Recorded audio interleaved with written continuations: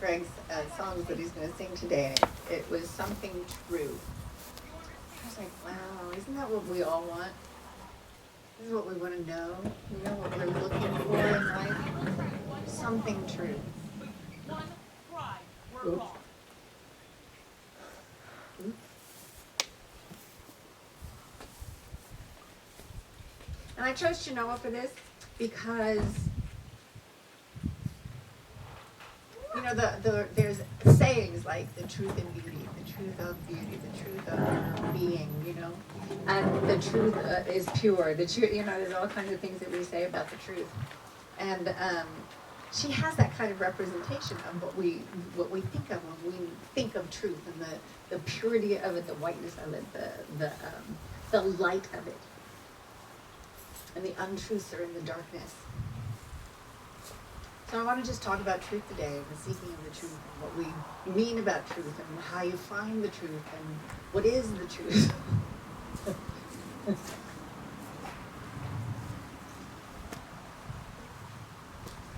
Now, one of the things about Genoa that you might not know is she likes getting dirty. So I have pictures of her completely covered in mud. She likes to roll in the dirt. She likes to roll in the grass. And she's a true huntress. You know those animals that roll in the dungs of things that are dead so that it hides their scent? She's one of those. So she has this picture of this beautiful white creature, and yet she gets down and dirty in the world, and that is the truth of who she is too. The truth of who she is she's the wolf. And all the things that come with that. And of all of them, this sweet, true nature, sometimes I have witnessed her get very vicious.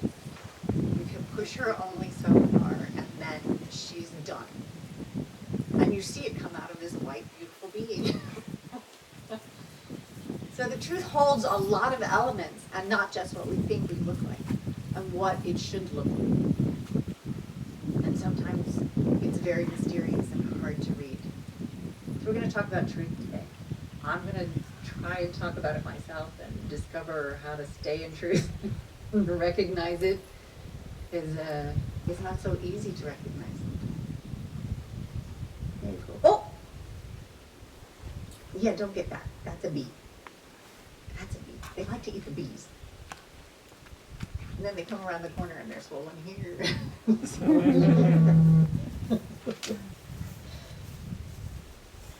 Carl Jung says this: the privilege of a lifetime is to become who you truly are. And I think that's what we're all looking for. So with that in mind, let's just do our meditative song and start that way. So wherever you are, sitting in your chair right now, just let the chair hold you. Relax into it. Exhale. You don't have to get here now because you're here. The chair will hold you. It will not let you fall. And the earth below that chair has you and holds you and will not let you fall. Okay.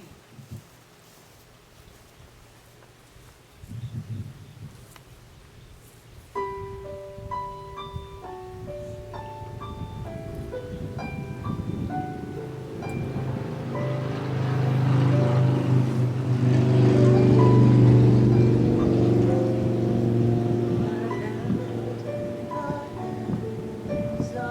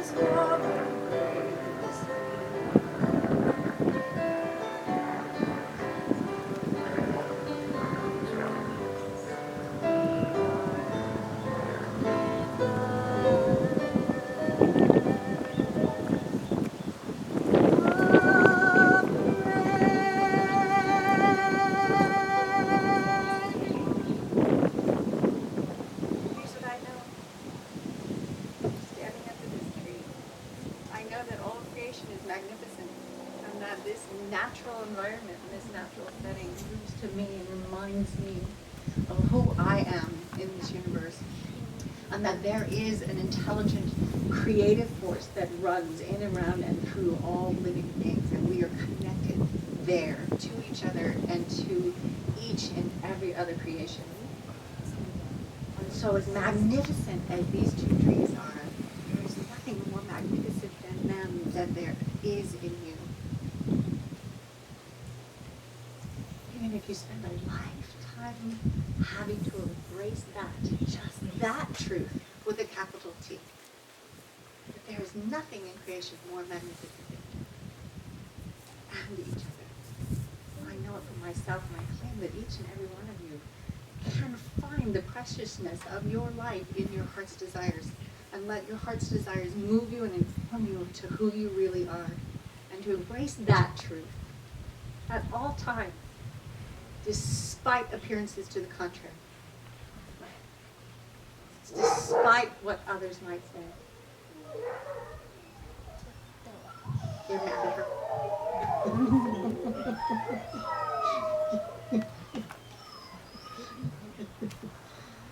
Anyway, I'm so grateful for this knowledge. I'm grateful for your presence. I'm grateful for this property to be able to stand here in front of you and embrace nature every Sunday and remember who I am. And I release it knowing that my word for you and what I speak today is as close to the truth as I know it.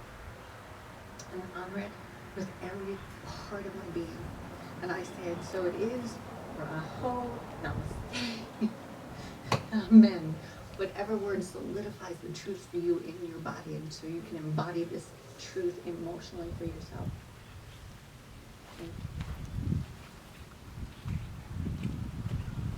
Henry David Thoreau says this: rather than love, than money, than fame, give me truth. And so with that, I'm going to ask Greg to come up and sing. I forgot to tell you which song. Would you sing I'll Leave You for us by Edwin McCain?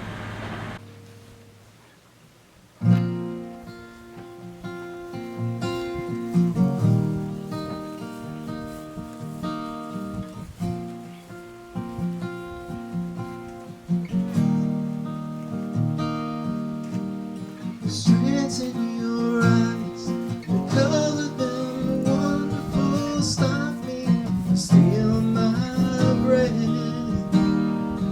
Emeralds from mountains, that brush towards the sky, never revealing their depth. So tell me we belong together, dress it up with the trappings of love.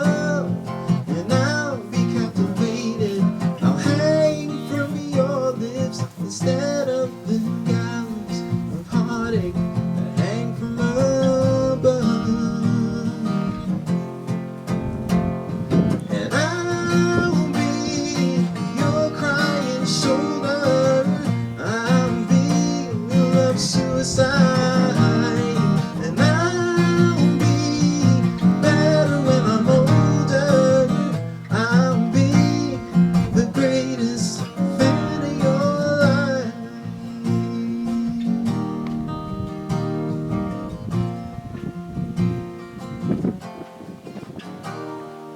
Rain falls angry on the tin roof as we lie awake in my bed. You're my survival, you're my living proof that my love is alive and not dead. So tell me that we belong together, dress it up with the trappings of love, and I'll be captivated, I'll hang from your lips instead of the gallows of heartache that hang from above. And I'll be your crying shoulder, I'll be love suicide, and I'll be better when I'm older, I'll be the greatest fan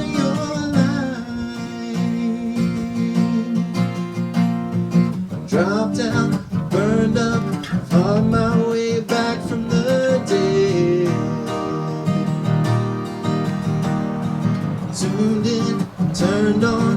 Remember the thing that you said.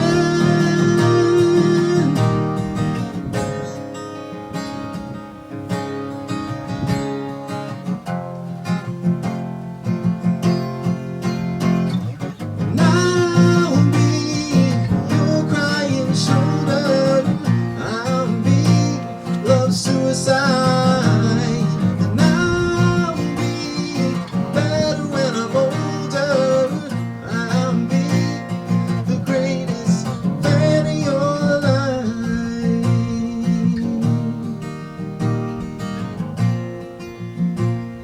The greatest fan of your life.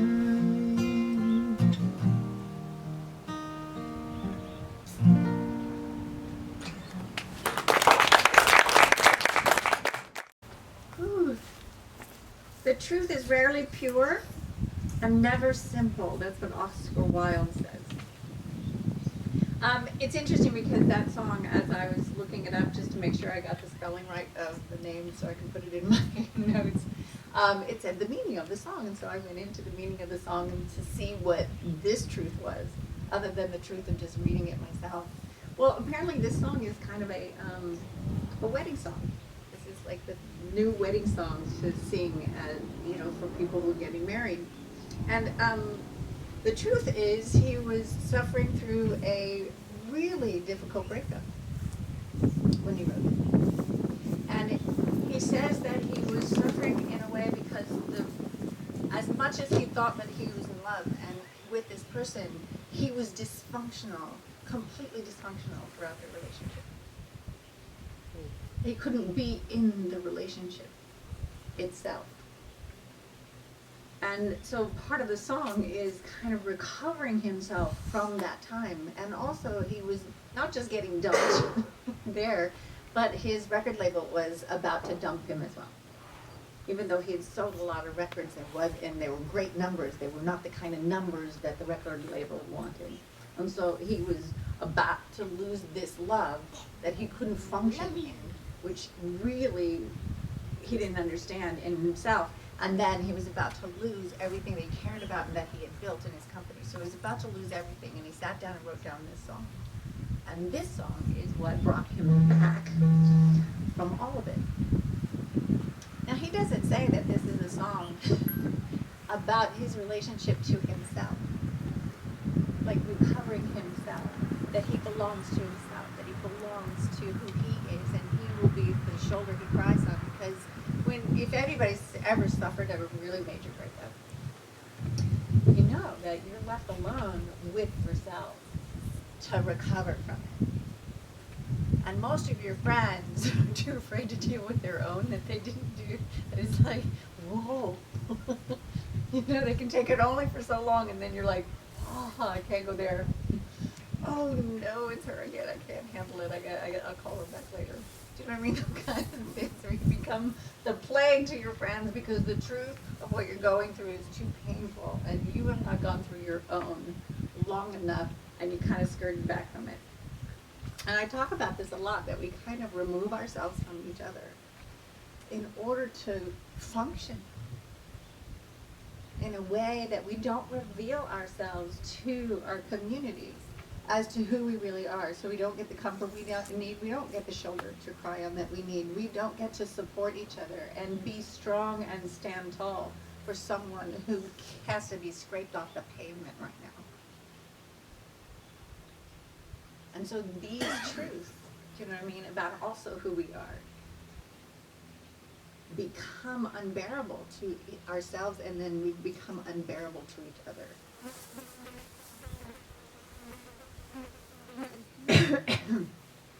Carl Jung says this: your vision will become clear only when you can look into your heart. Who looks outside dreams? Who looks inside awakes. This song awakened him to himself, to his art, to his passion. And he was brave enough to put it out there for all of us to get married to, which is the miracle of being who you are, of telling your truth, of going within and finding out who you are expressing that and taking the risk of how people are going to receive it. I'm sure he didn't know, when you're lost in those moments and you go for whatever you can go for and you go, I got to put it out there, especially musicians and artists of any kind, Well, it's a cathartic experience of, okay, I'm just going to kind of throw it out there and see how it lands. And then most people are looking at it and go, man, that's beautiful. And it has so much complexity in it. Because we're complex human beings. There is no, white or black. It's not simple and condensed. The most intense conflicts, if overcome, leave behind a sense of security and calm that is not easily disturbed. It is just these intense conflicts and their conflagration which are needed to produce valuable and lasting results. That's also Carl Jung. We're looking for a life without conflicts. Paul just asked me this morning, he goes, oh my God, this is this and this is this, and when's it going to end? And I go, you mean life? Not that it's hard.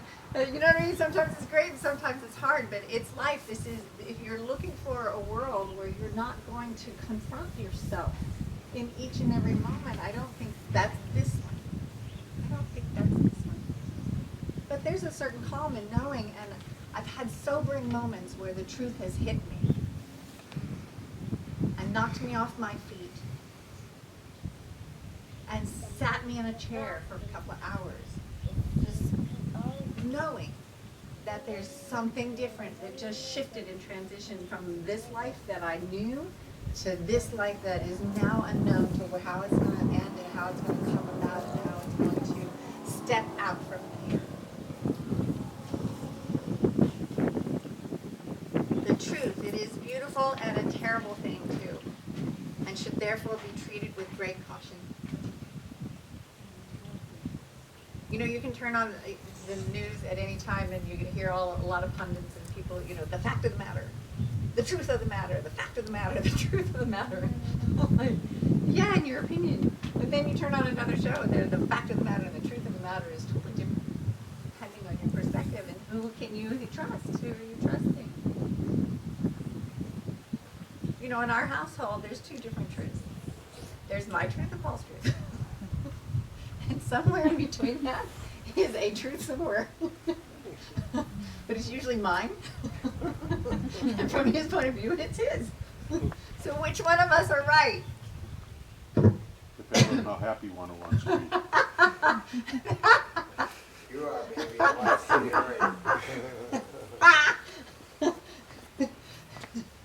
For those of you who didn't hear it, it depends on how happy you want to be. Usually that's Paul acquiescing the truth to me. So he's a lot happier for the day. He knows you're right, even if he doesn't. Thank you, Tommy. Tommy, in case you didn't hear that, he says he knows I'm Cross right. that line, bro.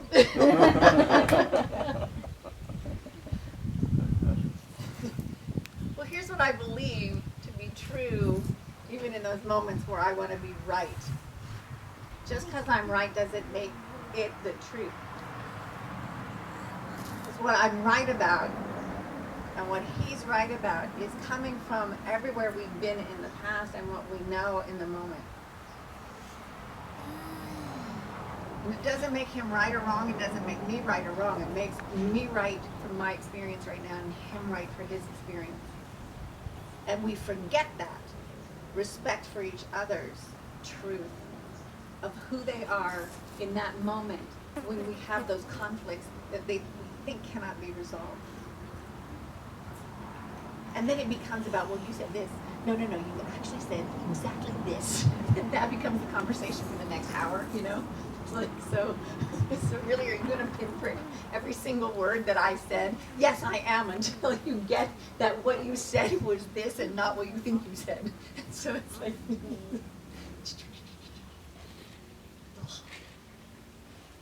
I think that's the meaning of the word henpeck. That's the men who have henpecking wives. I have that in me. reminds me, I was reading some Emerson, and he was talking about the truth, and he was talking about words, and he was talking about language and how we communicate to each other, and almost every single word and every single image comes back to something in nature, like henpecking, sly as a fox. Almost all of our language and description, in order to communicate to each other, you can take it back and take it back into nature. So when you're looking for the truth, sometimes, that's why I call this nature's path. And wisdom, you're looking for the truth of what you need to know. And it is not inside of you and your purview right now. The grass with your bare feet on the ground tells you a bigger truth. Letting the wind blow your hair and calm you down and cool you down is a truth that you can connect to. That will bring you back to who you are into your own breath. And if you're quiet enough, and I think that's why people meditate, is that if you're quiet enough, you can hear. You can hear your oneness and the truth within that in order to go from this moment of conflict to another moment of peace, if you can. So that's a truth that you can hold on to. Mahatma Gandhi says this: when I despair, I remember that all through history, the way of truth and love have always won. There have been tyrants and murderers, and for a time they can seem invincible. But in the end, they always fall. Think of that always. This from a man who eventually was assassinated. And we know this. But he didn't keep him from speaking his truth. It didn't keep Galileo from speaking his truth, even though what happened to him is that he had to spend the rest of his life under house arrest because his truth was too upsetting to the community at the time. We know lots of people in history who spoke their truth and stood by their truth, and it killed them. So no wonder we're afraid. You know what I mean? No wonder we're afraid. And then we're told by a big, community on every level that it's our fault. You know what I mean? Sometimes, the only way to buy into the shame of who we are is to buy that somehow we are inherently bad getting here. And I don't know how that's possible. In my opinion, I don't know how that's possible.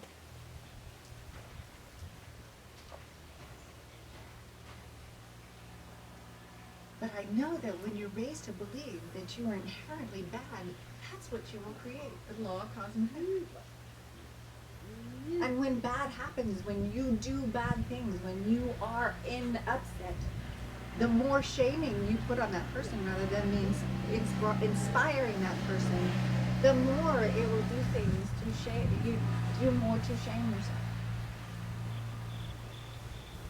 Winston Churchill: men occasionally stumble over the truth, but most of them pick themselves up and hurry off as if nothing ever happened.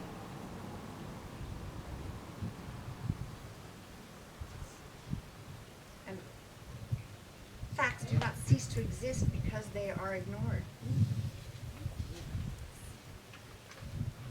I love this one. This is anonymous. A lie can travel halfway around the world while the truth is putting on its shoes. I find those moments of truth and getting to the truth take a lot longer than the lie that goes all the way around the world for years before you got your shoes on and figured out that you've been lying to yourself for a long, long time. Both Paul and I had marriages that ended poorly. For myself, I thought my marriage when I was younger was the love of my life. And when it went awry, it was too unbearable for me to believe the truth of how what he had done, which was to find someone else and then lie about that and then leave, and then I had figured out. And then that he stole money And that, you know what I mean? It's like down the line and down the line. And I was surrounded because I have always had beautiful people in my life who loved me tremendously. And they were telling me, Colette, he's still hurting me. And I was like, no, he would never do that.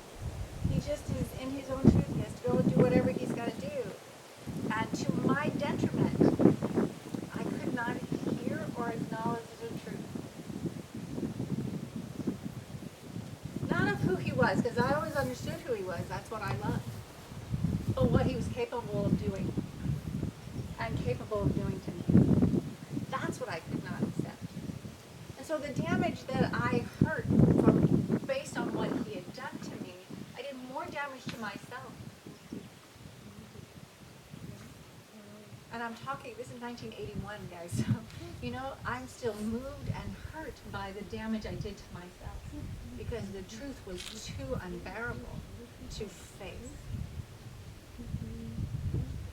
And Paul will share with you, he knew when he gave her the ring, the way she accepted it, that it was not right. And yet he went through with it anyway. Because the truth at that moment was too unbearable to face. And he's still dealing with ramifications of the losses from that relationship because it was wrong in the first place, because he couldn't face the truth of it.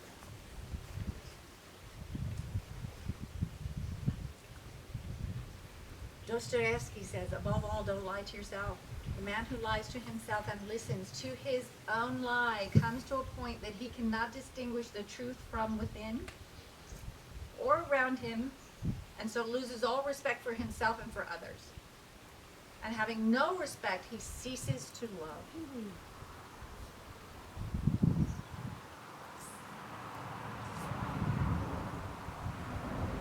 When I met Paul, he's like, I'm done with relationships.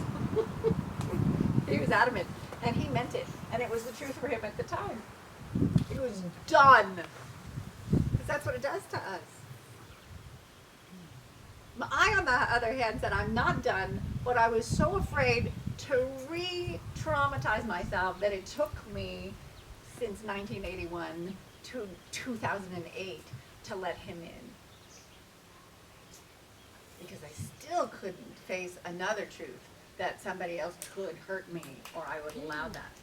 So I spent almost 30 years of my adult life alone and lonely, lighting candles on a Friday night, eating popcorn and ice cream to a movie, and that was my own date night. And I looked forward to it every single week. And told myself, this is good enough. You know, it was the truth because of my experience, not the truth of my being and what I really wanted and what I craved for. It was a lie that night. This is good enough. Because I wanted someone beside me. And I wanted to trust again. The most terrifying thing to accept is to accept oneself completely.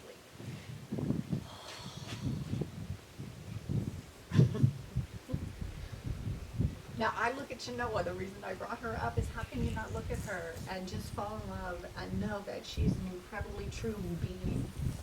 Not necessarily pure, but she is in and of herself, like each and every wolf, and that's what they teach me. That's why I call this wolf wisdom. I cannot look at her and then not compare myself and go, she has no problem with who she is.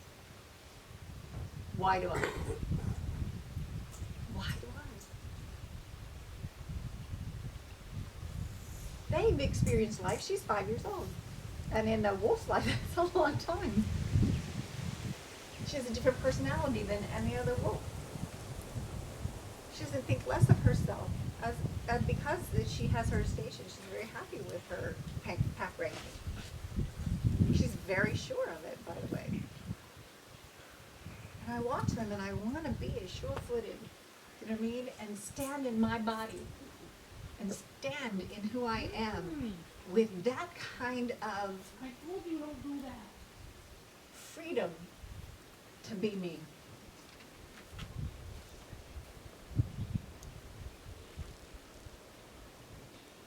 What I I find is that we have a lot of truths, you know, the truth about myself, the truth is, the truth, you know what I mean? The truth that is told with bad intent beats all the lies you can get. Okay, don't do that. I don't like that. I think that even though, that's why it's so hard sometimes to say the truth, because you think your truth will hurt someone. And sometimes it does. But why not have the intent behind it be something that will serve? Rather than be the intent, I'm going to tell you the truth, and this is the truth, and you are this, that, and the other thing, and blah, blah, blah, blah. I don't know about you, but the people who have talked to me that way, I've never forgotten exactly what they said. It landed in my body and in my bones and down to my marrow, and it lives in there as though it's the truth. Because the intent behind it was meant to do that. And I took it in. And I don't think that you can be a sentient being and not take those things in.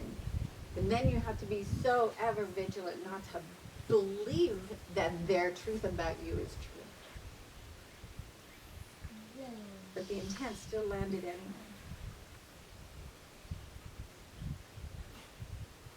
Because it is all energy. The energetic field of the world that we live in, we impact each other, and until we get that, we impact each other just by standing and sitting here. And that it is a contribution that you are giving and sitting here in your humanity. We will continue to intend a different energy for each other because we don't embrace the truth about ourselves. The good, the bad, and the ugly. But then whose good are you measuring by? Whose bad are you measuring by? Shame is a soul-eating emotion. That's Carl Jung's word. And it's very true. There's a book that John Bradshaw wrote about the shame that binds us. We're born in shame, we live in shame, we are shamed every day. Just our school system and the way they grade us and what we have to measure up to. You know, the fact that Paul was so dyslexic that there's no way he would have ever been able to read and write at his age and then be called retarded and then be able to skip school and make it through school except then not get his diploma 2 weeks before he graduated. But he as a child had to live with that each year being told this truth: you are retarded, you are a problem, you're stupid. You know, this was his childhood. And anybody else who's had those kind of troubles got that to grow up with and then to overcome later. But we're all soul seekers, we're all truth seekers. But what is the truth? What's the truth of dyslexia? People are now finding out. And if there weren't those truth people, I just found out from Margie that they have discovered that their color, nature, color, if you put a sheet of blue or gray or pink or yellow over words, all of a sudden the dyslexic can read. Because somebody cared enough about them to figure it out. That's what we have in us. This fix, there's a universal antidote for every problem in the universe. I do believe that. Putting a colored sheet of paper or see-through over words, all of a sudden, someone who couldn't read before can read prolifically. This is a miracle to me. And then I go back to Mahatma Gandhi. It's like, what do you want to reach out and know as the truth? You know? And if there's some kind of conflict that we can reach out and help each other, or that we have the capacity and the will to choose to reach out and punish people. And punish ourselves because we got hurt or we were done wrong and all of that stuff. And it's a perpetual way to keep ourselves from knowing each other. Hard times arouse an instinctive desire for authenticity, doesn't it? How else are you going to get out of it? There are times when I say you literally had to scrape me off the pavement with a spatula. That's how it felt.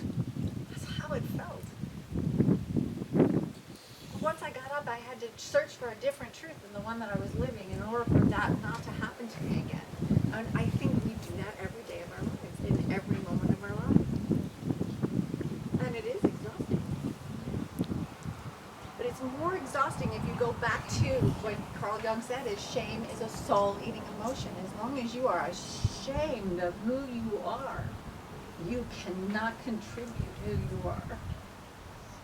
Your heart's desire cannot feed you and fill you with what you need, the enthusiasm for who you are, to give and contribute what you came here to do. But I can't fix your shame. I can only tell you that it is a waste of your life to live there. And you may be unconscious of it. And that's why you have to continue to go within. Whenever when a conflict happens, where you find peace is to find it not necessarily in digging into the past and digging into that, even though I believe that that is very, very helpful. I've done it many times in my life. And sometimes I have to dig deeper because nature is not helping me. And then I go, oh wow, now I know, now I remember. This is what is causing that conflict. It has nothing to do with who I'm dealing with in front of me. It has nothing to do with fault. And when we get that what is hurting us inside is not necessarily the other person, and that what it is hurting inside of us, and it's been hurting there for a long time. And we're just gravitating to people and blaming ourselves and blaming other people in this cycle of self-abuse so that we don't get what we want now. The meeting of two personalities, like the contact of two chemical substances. If there is any reaction, both are transformed. It doesn't matter whether it's a person, doesn't matter whether it's an animal, doesn't matter whether it's grass, whether it's this tree, or whether it's dirt in your eyes. There's something that connects us all. And it's an amazing energy. Never be afraid to raise your voice for honesty and truth and compassion against injustice and lying and greed. If people all over the world would do this, it would change the earth. That's William Faulkner. For those of you who don't know him, he was a Southern playwright in the 30s and 40s.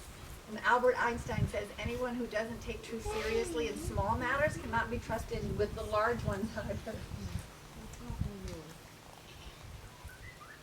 John Lennon says, I believe in everything until it's disproved.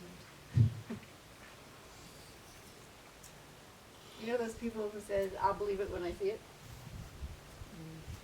It would be great to go through the world like John Lennon said. It's like, you know, I believe it until I find out it's wrong. Why not be open to everything until you find out it's not a truth? Because when we get wrong and when we find out we're wrong about something, it starts that cycle of shame all over again. And we relive the past and all the way around in truth. Swami Vivekananda says, our duty too is to encourage everyone in his struggle to live up to his own highest ideal and strive at the same time to make the ideal as near as possible to the truth. If you could start school with that premise, looking at a child and inspire the best in them rather than continue to shame the worst in them, we would have a different society that we live in.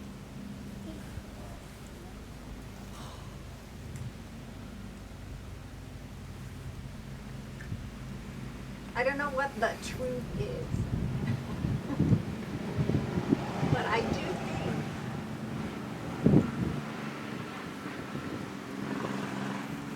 that you know it when you see it, if you're in touch with who you are. And so I'm going to strive for that myself. I know that the reaction inside of my body when something is not right for me informs me of what I should look at to see what the actual truth is for myself. no matter how it affects someone else. And stand up for that in me until it changes and I know something different, and then stand up for that as well.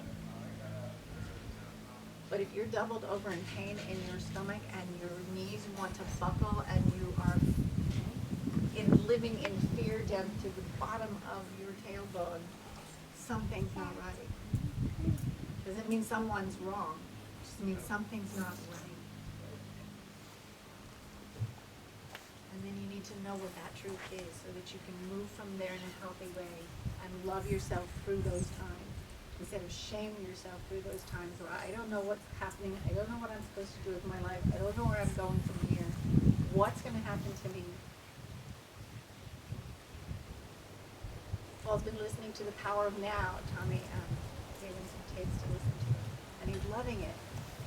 We have this moment right here. I'm looking at you. I know who you are. I know who I am.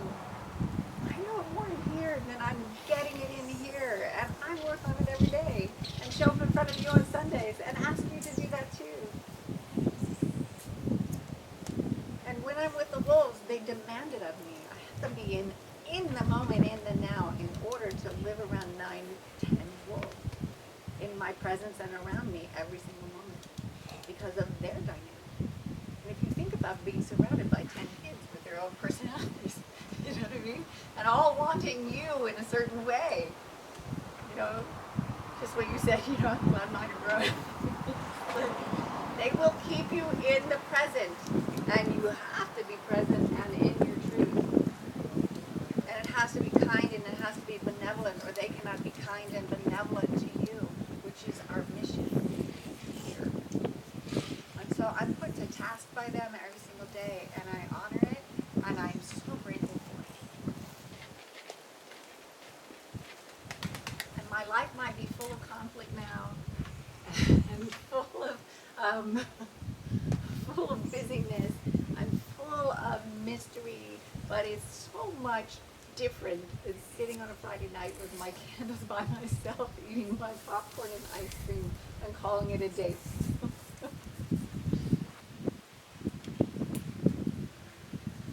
Anyway, Greg has another song for us. Will you come sing If I Told You by Hunter Hayes?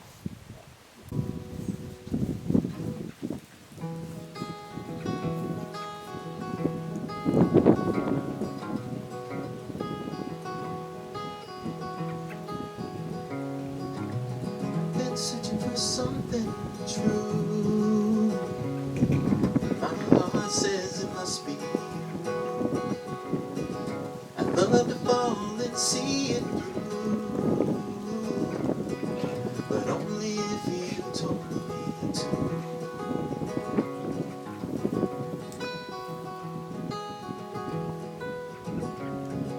I'd run through the desert, I walk through the rain. I get you in trouble and take all the blame. I paint you a picture, I'd write you a song. I'd do it all over if I did it all wrong. I don't wanna stay away or make you change the things that you believe. I just wanna drink from the words you say and be everything you need. I can be so good at loving you, but only if you told me to.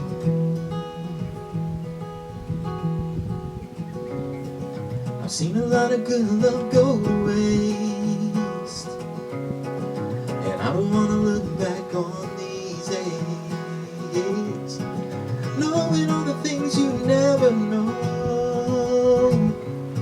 If I never said I would let you go, I don't wanna stay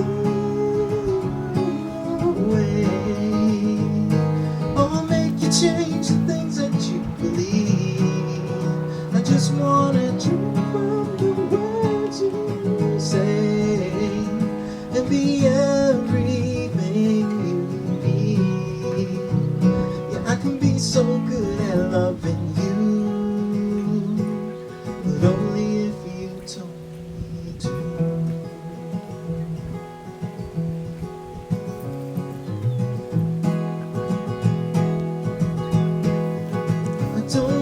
steal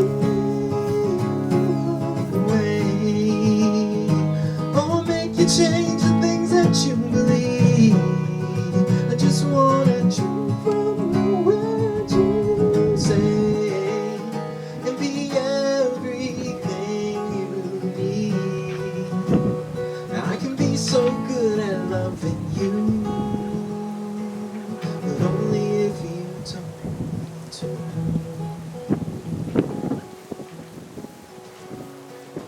Maybe this is something I'll never be, but I'll be right here until you tell me. Thank you.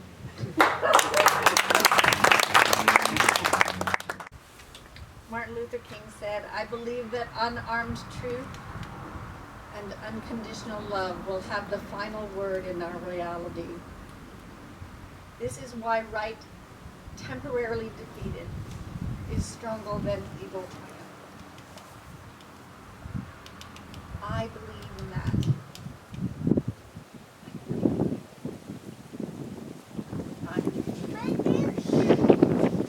So, just so you know, like I said, we don't have a basket, we don't pass around, but I just want to let you know that if you have a monetary gift and you want to give a donation, it goes all to the Wolves and helping us support them. For those of you who are new and have never been here before, thank you for coming, and thank you for the privilege of your time.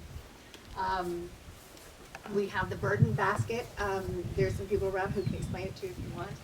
We write down our burdens and then put them in a basket, and I burn them later with a prayer and return them to where they can never haunt you again.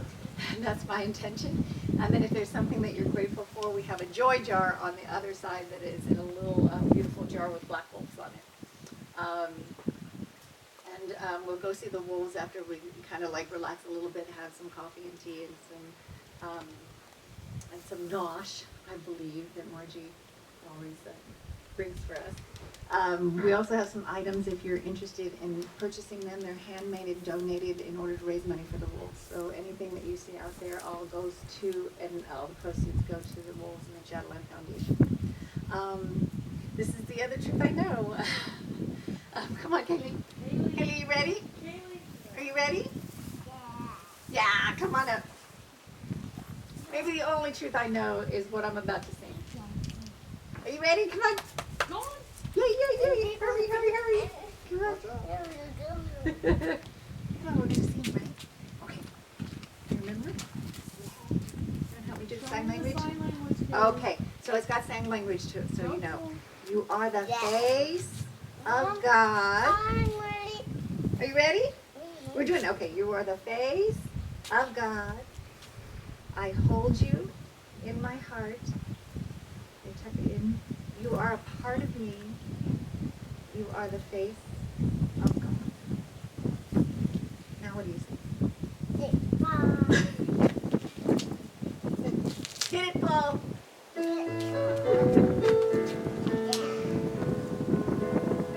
Ready? You are the face of God. I hold you in my heart.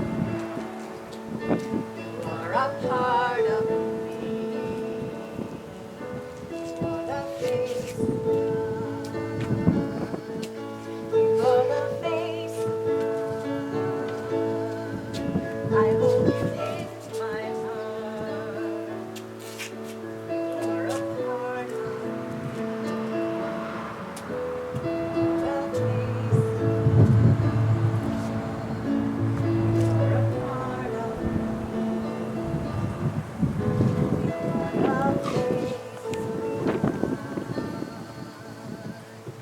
Namaste, everybody.